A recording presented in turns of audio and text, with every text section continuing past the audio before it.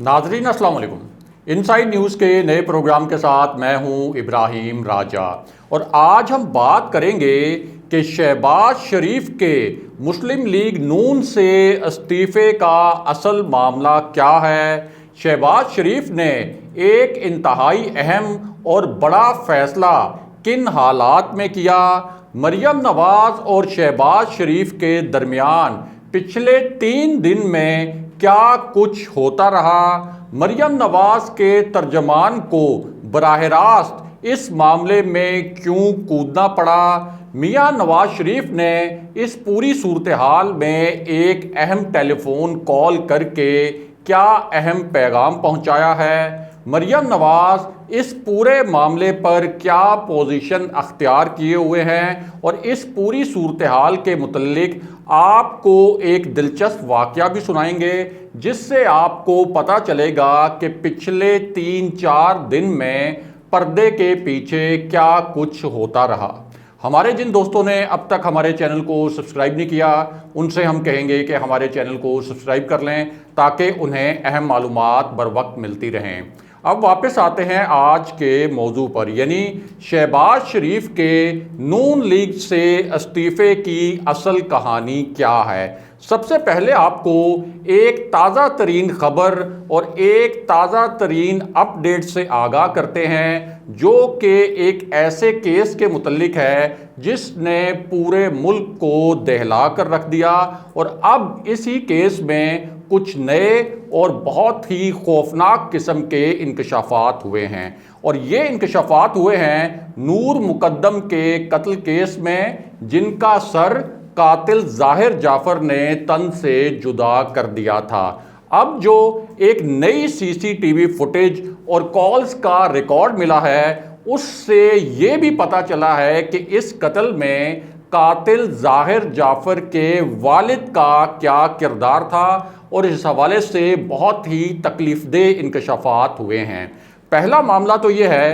कि मुलजिम के घर से यानी मुलजिम ज़ाहिर जाफ़र के घर से जो सीसीटीवी फुटेज मिली उसके फोरेंसिक ऑडिट के लिए मुलजिम को ले जाया गया लाहौर ताकि ये पूरी वीडियो में जो नज़र आ रहा है मुलजिम इसकी हरकत व सकनात का जायज़ा भी लिया जाए और इस पूरी वीडियो का एक ऑडिट भी किया जाए। अब इस वीडियो में देखा जा सकता है कि जब नूर मुकद्दम ने पहली मंजिल से छलांग लगाई अपनी जान बचाने के लिए और उस वक्त तक उन पर चाकू के कुछ वार हो चुके थे और उस वक्त वो पहले से भी ज़ख्मी थीं, तो जब उन्होंने पहली मंजिल से छलांग लगाई तो इस वीडियो एविडेंस में अब साफ नज़र आया है कि कातिल कैसे सीढ़ियों के ज़रिए भागता हुआ नीचे आया और नूर मुकद्दम को घसीटते हुए अपने कमरे में वापस ले गया। उसके बाद एक और कॉल जो रिकॉर्ड मिला है उसमें मुलजिम के वालिद के मुतल्लिक भी बड़े घिनौने किस्म के इंकशाफात हुए हैं और इन इंकशाफात का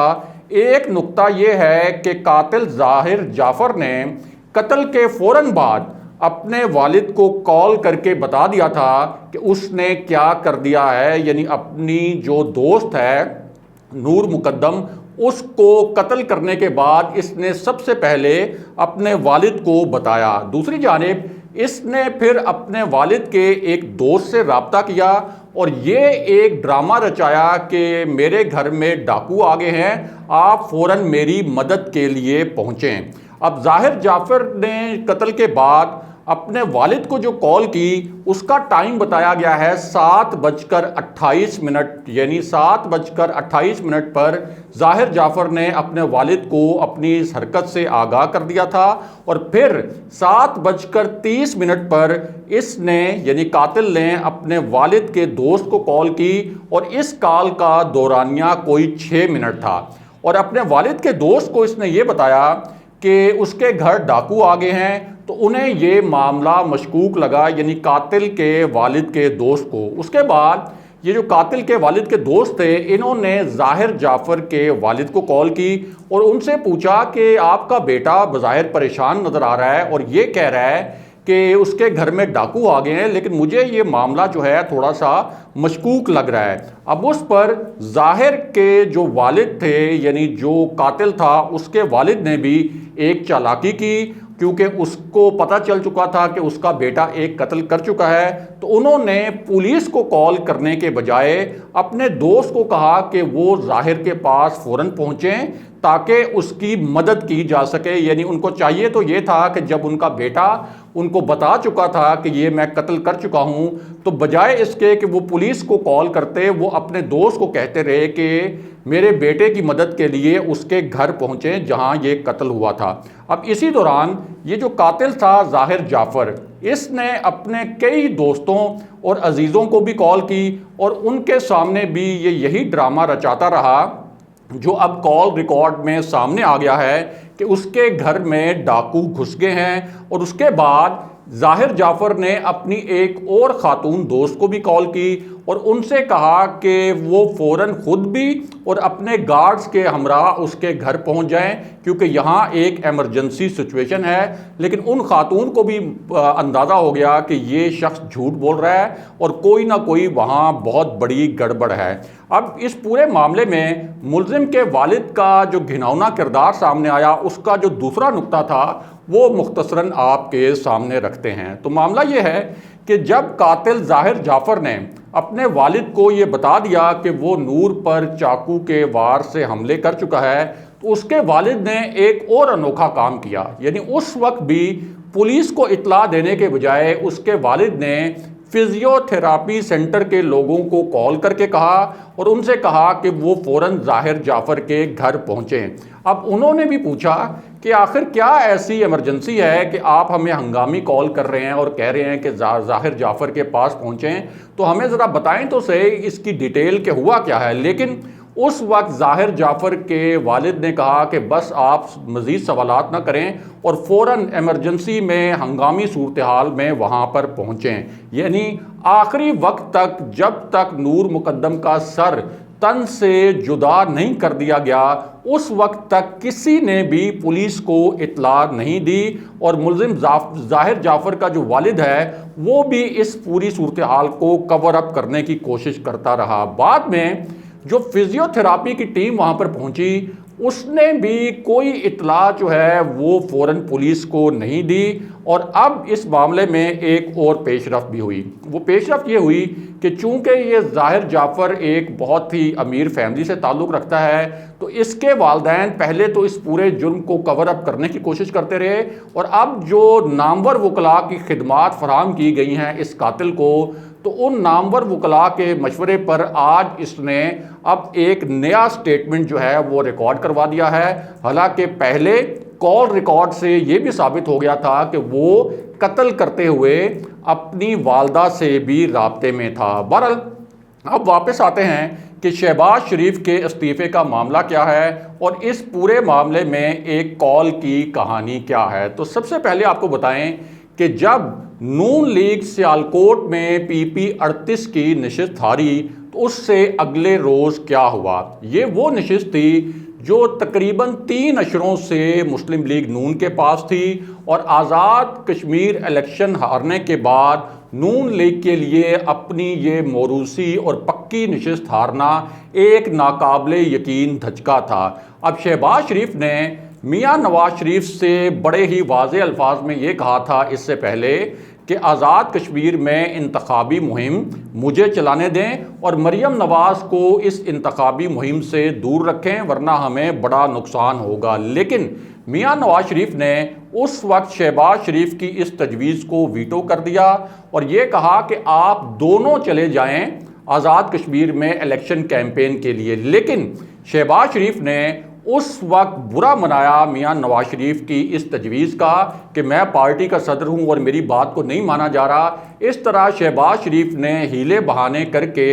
آزاد کشمیر کی انتخابی مہم سے بھی دوری اختیار کر لی، ورنہ نون لیگ کے لوگ خود جانتے ہیں، جتنے صحافتی حلقے ہیں، جو سیاسی حلقے ہیں، وہ جانتے ہیں کہ شہباز شریف کی جو انتخابی مہم تھی آزاد کشمیر میں، اس کا پورا جو اسکیجول تھا وہ ریڈی ہو گیا تھا، اس کی ڈیٹس بھی اناؤنس ہو گئی تھی، لیکن شہباز شریف نے آپ کہہ سکتے ہیں کہ بطور احتجاج آزاد کشمیر میں انتخابی مہم نہیں کی۔ اس کے بعد شہباز شریف نے یہ بھی کہا کہ مریم نواز سیالکوٹ میں انتخابی مہم نہ چلائیں کیونکہ جس طرح سے گلگت بلتستان آزاد کشمیر الیکشن میں ہمیں دھچکا لگا ہے، ہمیں پنجاب میں بھی بہت جو ہے وہ دھچکا لگ سکتا ہے، اس لیے مریم نواز کو روکا جائے۔ لیکن ہوا یہ کہ میاں نواز شریف جو ہیں انہوں نے ایک مرتبہ پھر اپنا جو وزن ہے وہ مریم نواز کے پلڑے میں ڈالا۔ اس طرح سیالکوٹ الیکشن جو تھا بائی الیکشن پی پی 38 کا، اس میں بھی مریم نواز ہمیں کیمپین کرتی نظر آئیں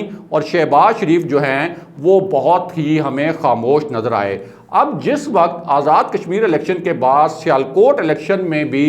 شکست ہوئی نون لیگ کو بڑی بدترین قسم کی، تو اس کے بعد شہباز شریف نے یہ فیصلہ کیا کہ وہ اپنے تحفظات کھل کر میاں نواز شریف کے سامنے رکھیں گے، اور انہوں نے کہا کہ اگر میں پارٹی صدر ہوں اور اگر میری کوئی بات ماننی ہی نہیں، یعنی آزاد کشمیر کے حوالے سے بھی نہیں مانی، سیالکوٹ کے حوالے سے بھی نہیں مانی، تو پھر میں استعفیٰ دیتا ہوں اور میں شریف فیملی کے جو ٹرسٹ ہیں، جو فلاحی کاموں کے لیے ٹرسٹ ہیں، میں ان کی کوئی انتظامی ذمہ داری سنبھال لیتا ہوں۔ یہ انہوں نے میاں نواز شریف کو کنوے کیا۔ اس کے بعد نون لیگ کے اپنے ذرائع یہ کہہ رہے ہیں کہ میاں نواز شریف اور شہباز شریف کے درمیان ایک ٹیلی فونک رابطہ بھی ہوا، شہباز شریف کی بات سنی میاں نواز شریف نے، لیکن اب بھی ان کا جھکاؤ مریم نواز کی طرف ہی تھا۔ اور پھر نون لیگ کا جو سوشل میڈیا سیل ہے اس نے ایک مزیدار، ایک بڑی پراسرار گیم بھی شروع کی، اور اس حوالے سے یعنی مریم نواز اور شہباز شریف کے درمیان اختلافات کے حوالے سے اور شہباز شریف کے استعفے کے حوالے سے بڑی معنی خیز قسم کی خبریں لیک کرنا شروع کر دیں۔ اب ایک طرف تو شہباز شریف کے کیمپ سے یہ خبر لیک کی گئی کہ شہباز شریف نے میاں نواز شریف کے سامنے اپنا استعفیٰ رکھا اور ان سے استعفے کی بات کی۔ دوسری جانب نون لیگ کا سوشل میڈیا سیل جس کی سربراہی مریم نواز کرتی ہیں،